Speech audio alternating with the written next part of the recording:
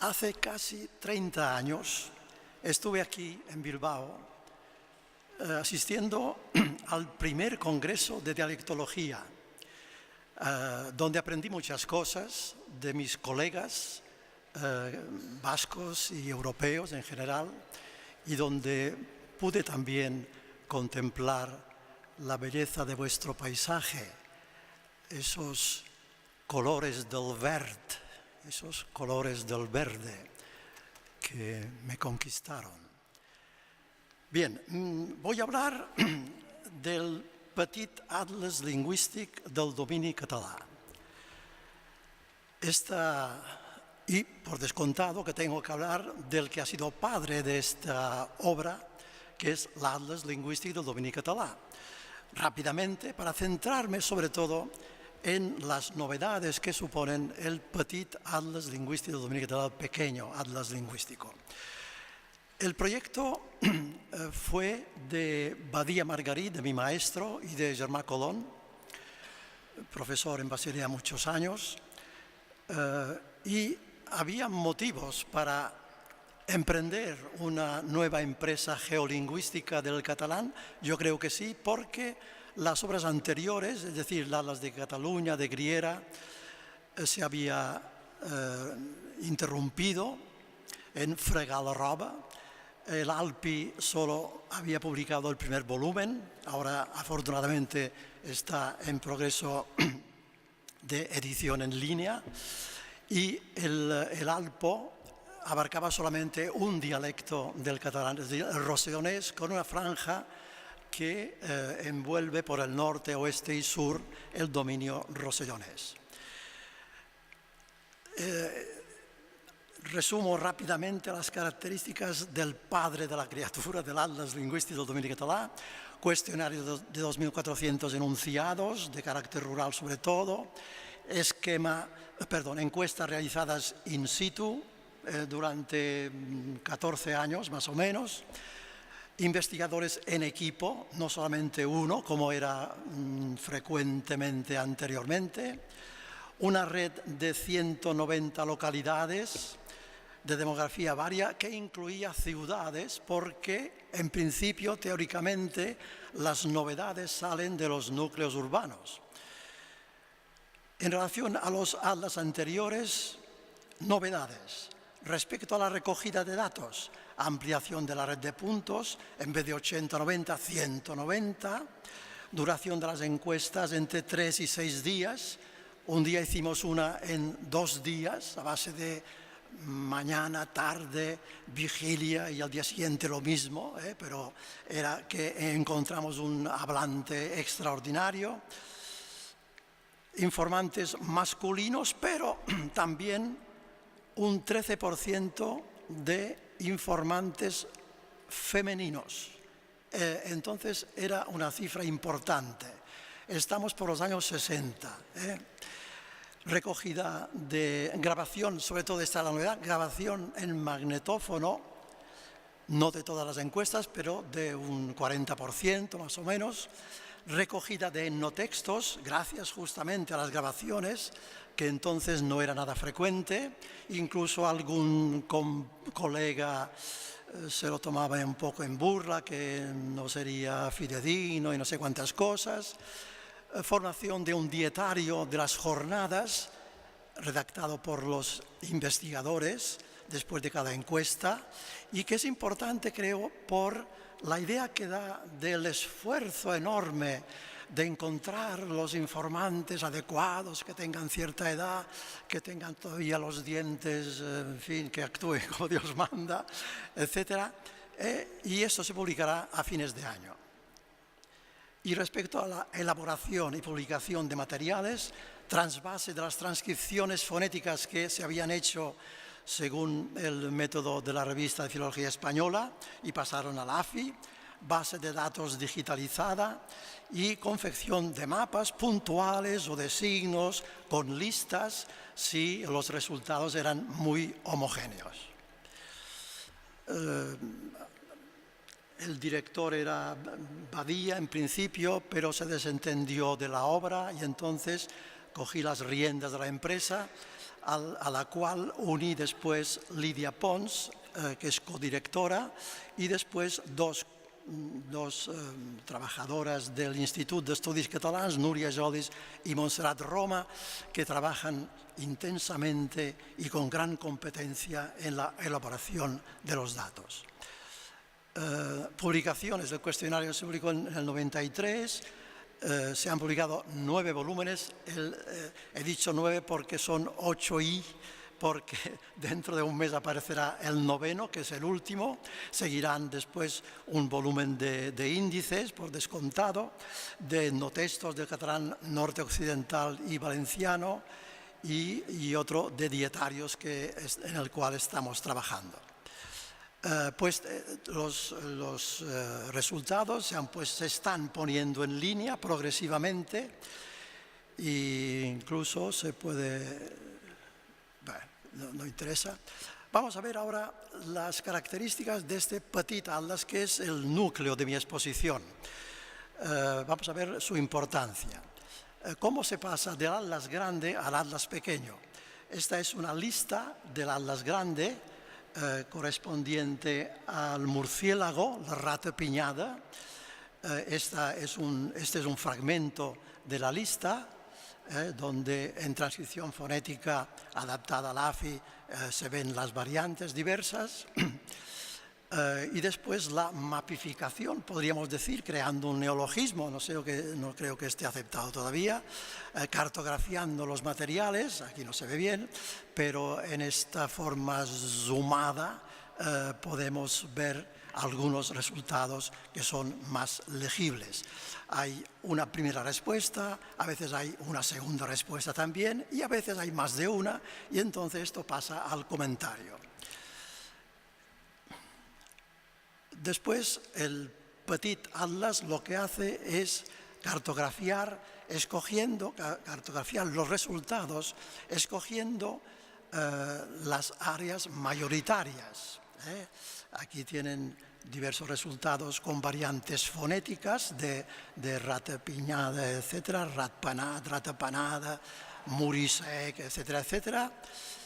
Y anteriormente y después sigue el comentario. Y ahí está la novedad, 2 novedades. Primero, presentación de los mapas del atlas anterior en colores, ya en áreas, en isoglosas, ya representadas en colores diversos. Y segundo, y esta es la novedad importante, comentario de todas las palabras, de todos los significantes que salen para cada concepto, para cada enunciado. Ya veremos en qué consiste esto más adelante. ¿Qué carácter tiene este Petit Atlas? Pues es semidivulgativo. Por eso no abusamos de las transcripciones fonéticas, que es propio más bien de especialistas.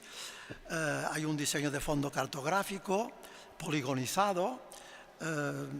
Se ha hecho la cartografía a cargo de Montserrat Roma, sobre todo, que tiene en fin, una habilidad extraordinaria para fabricar estos mapas. Se seleccionan, no entran todos los mapas, no todos tienen interés. Hay algunos que tienen interés fonético, otros morfológico y otros sobre todo léxico, y se opera por tanto una selección. Y el comentario es de carácter etimológico, por descontado. Cada palabra hemos de intentar saber cuál es su origen, que no siempre lo sabemos. Si tenemos dudas lo expresamos modestamente. En este sentido, el Diccionario etimològic complementari de Coromines es una obra esencial, básica, y además de la etimología, entendemos que es tan importante como esta la motivación, el conocimiento de la motivación, el papel que tienen diversos fenómenos que cambian. Una vez que la palabra ha entrado en el acervo del catalán, ver cómo a raíz de comparaciones, etcétera, de cambios semánticos, adquieren valores semánticos diferentes. Y esto es importante. Por tanto, la orientación etimológica y motivacional se asemeja más a los trabajos onomasiológicos que partían del concepto e iban a los significantes. El diccionario etimológico más bien parte de una palabra.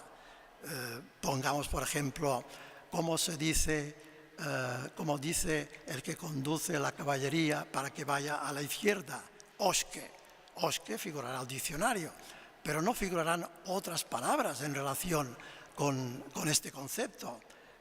Viti o viti, ra, o incluso no se dirá que para que se vuelva, para que gire la caballería a la izquierda, se puede hacer una señal con la brida, con la rienda, no se dirá. Pues esto, por tanto, implica un concepto más onomasiológico que incluye la etimología, entendida en el sentido de A pasa a B, pero que entre A y B hay una serie de procesos, de fenómenos de carácter semántico, sobre todo si se trata de palabras, que son de un interés extraordinario. Además, se estudian los cambios formales, las palabras cambian no solo de sentido, sino de forma, ver si hay una asimilación, una atracción formal o semántica, etc. Y acaba el comentario con una relación con la normativa. En la gran marea de formas que se encuentran recogidas en este atlas, hay que ver cuáles pertenecen al estándar. Y el estándar catalán es un estándar moderno, que se ha hecho en el siglo XIX-XX, en el XX prácticamente, y que ha sido objeto de modificaciones. Y por esto, como veremos más adelante, señalamos cuándo han entrado cada una de estas palabras en el estándar. Bueno, vamos a ver unos ejemplos. En primer lugar, conviene separar el espacio catalán de los espacios contiguos, es decir, del occitano, del aragonés o del castellano. Y en el caso del alguerés, donde se habla catalán desde el siglo XIV, pues ver el sardo y el italiano qué papel han tenido. Y entonces escogemos esta palabra que es mudo. Tenemos aquí la cartografía donde mut contrasta con el occitano mut, o bien con un primer paso que tenemos en un pequeño dialecto del capcir, que es meut. Antes de pasar a mut, también el francés pasó por esta frase, parece, pasó por meut y después mut. Y después tenemos mudo del aragonés y del castellano. Otras veces, para marcar esta personalidad del catalán respecto de otras lenguas, acudimos a evoluciones de un étimo latín en este caso. Por ejemplo, estudiamos las variantes del estornudo. El estornudo, que puede ser una palabra onomatopeica, que es echem, que imita el ruido que se hace cuando se estornuda, o chim, con variantes. Pero hay otra variante que es más interesante, que es uis y echevuiro.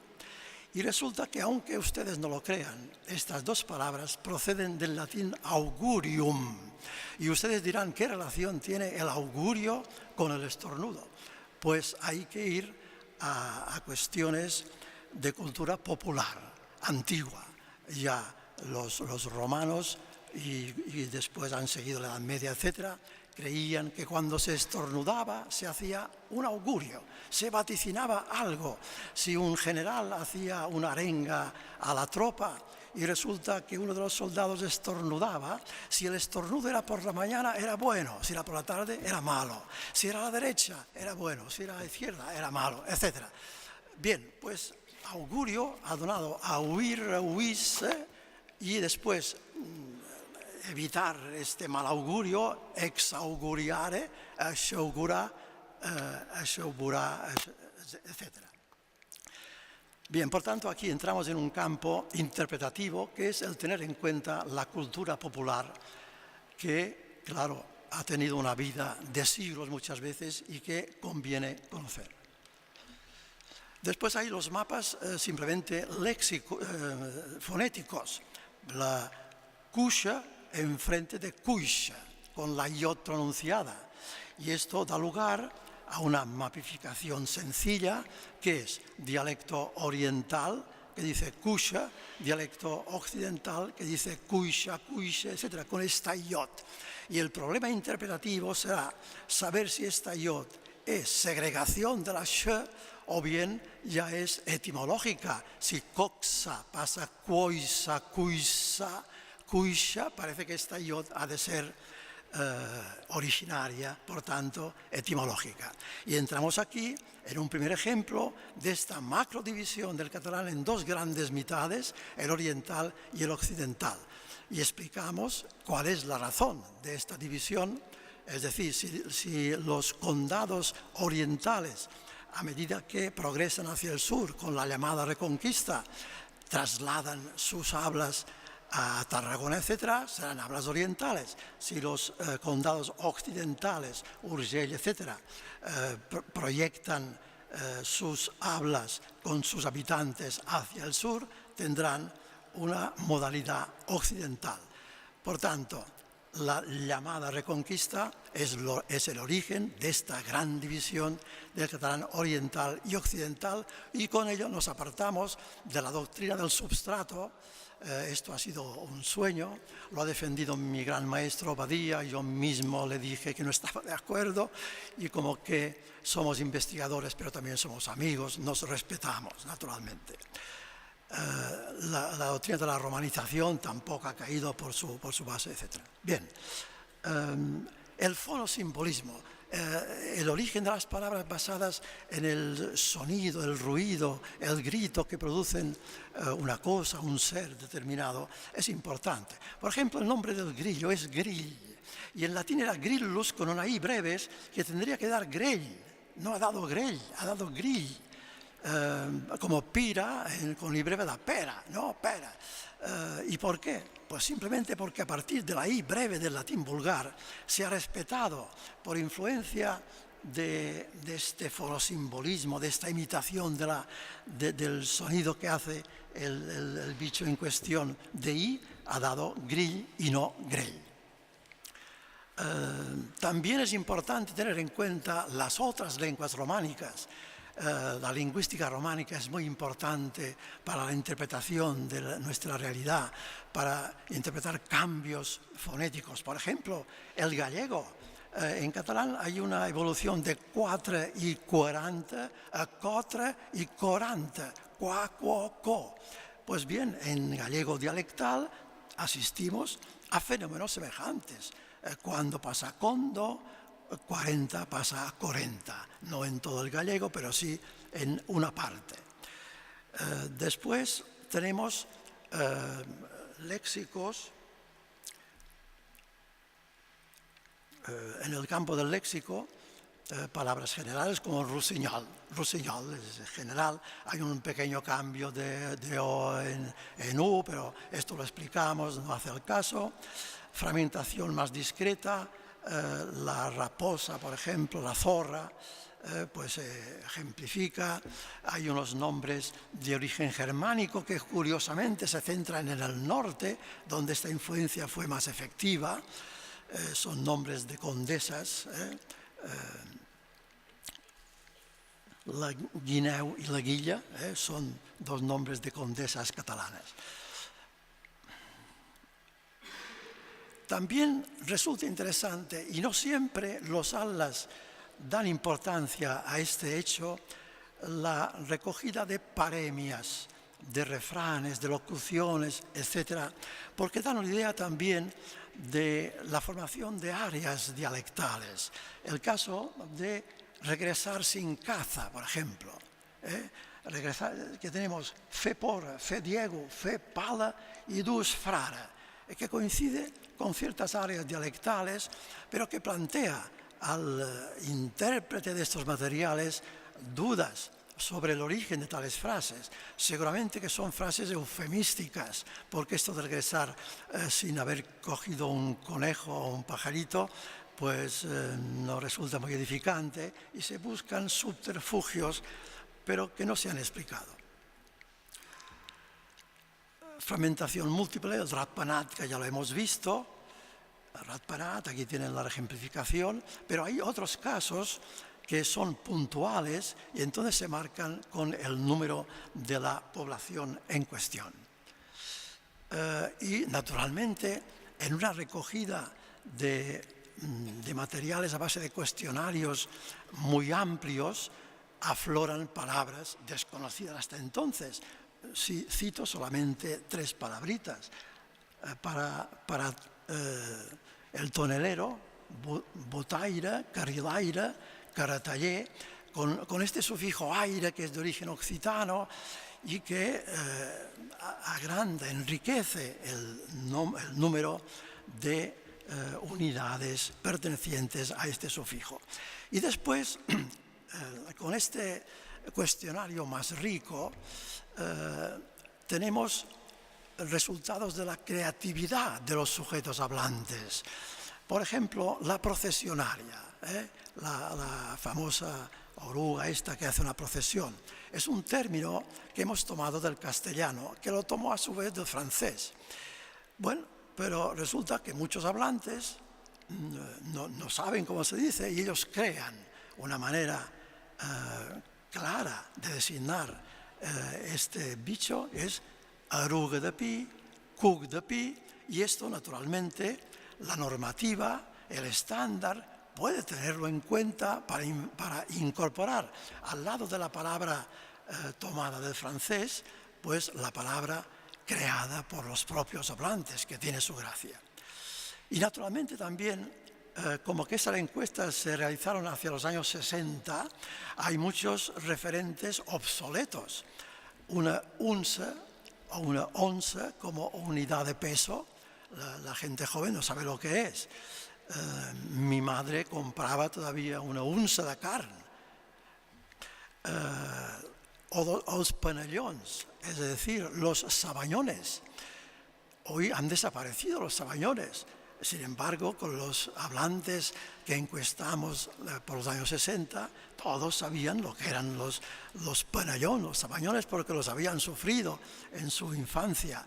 O mentides por la leuconiquia, esas manchitas blancas que nacen en las uñas, pues también han desaparecido por el sistema alimenticio, que es mucho mejor que el que teníamos hace 60 o 70 años. Bueno, y también para la etimología, creo que la recogida de estos materiales y ver qué áreas ocupan cada palabra nos orienta sobre el posible origen para rectificar algunas informaciones. Pondré solamente el ejemplo de l'esmulet, el afilador. Y vamos a ver el mapa del afilador. Resulta que en el norte, en el Rosellón, se dice amulet. La palabra esmulet en catalán tendría un sufijo diminutivo que no tiene sentido aplicado a un nombre de oficio, pero aplicado a una maquinita, por ejemplo, que es más pequeña que otra más grande, como pasa con la mulet de los occitanos. La mulet, es decir, la pequeña muela portátil que llevan los afiladores por las calles de las ciudades, de los pueblos. Allí sí que se entiende que es un diminutivo, es una muela más pequeña que la del molino. Y bien, como que desde el siglo XVII-XVIII hubo una gran cantidad de afiladores occitanos que se paseaban por los pueblos de Cataluña gritando amulet, amulet, para que la gente sacara sus cuchillos y afilarlos, pues esta palabra se afincó en dominio catalán, pero adaptándolo a la morfología propia del catalán. En catalán se dice esmular, esmuladora, pues amulet pasó a esmulet, etc. Por tanto, saber el sitio, el lugar que ocupa una palabra de las múltiples que designa un concepto determinado es importante para determinar el origen de una palabra. Había puesto una que tenía relación con el vasco, y me gustaría naturalmente citarla aquí, la cuca panera, es decir, la cucaracha.